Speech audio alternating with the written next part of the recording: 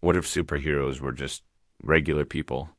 I mean, take away the capes, the secret lairs, and the billion-dollar fortunes. What would their lives actually look like? Let's imagine it. Picture this Monday morning. Superman, or Clark as he's known at the office, isn't stopping a meteor. He's stuck in rush hour traffic, late for his data entry job, and he just spilled coffee all over his one clean shirt. He could fly, sure, but his landlord has a strict no flying out of apartment windows policy.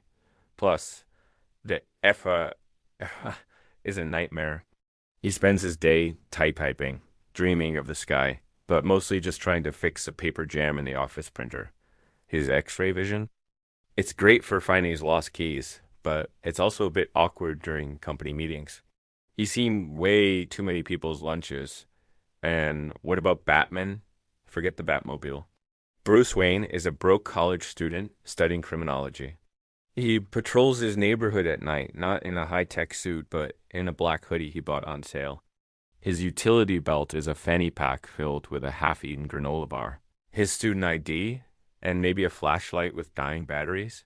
His greatest nemesis isn't a supervillain, but his student loans. He tries to stop a bike thief, but ends up just getting tangled in his own grappling hook, which is really just a rope with a magnet tied to the end. It's more embarrassing than heroic. Then there's Wonder Woman. Diana Prince is a social worker fighting for justice in a system buried in bureaucracy. Instead of her lasso of truth, she has endless piles of paperwork that seem to magically multiply overnight. She tries to inspire hope, but mostly she's just trying to find funding for a community center. Her superhuman strength is handy for carrying all the heavy case files, but it doesn't help much when her grant proposal gets rejected for the third time. She argues with city council members, which is honestly a tougher fight than any mythical beast. And Spider-Man? Peter Parker is a freelance photographer, but for a local food blog, not the Daily Bugle. He uses his spider sense to avoid tourists on the sidewalk and to know exactly when his pizza is done. He's constantly broke because web fluid is surprisingly expensive to make, and his landlord is always complaining about the sticky residue on the ceiling.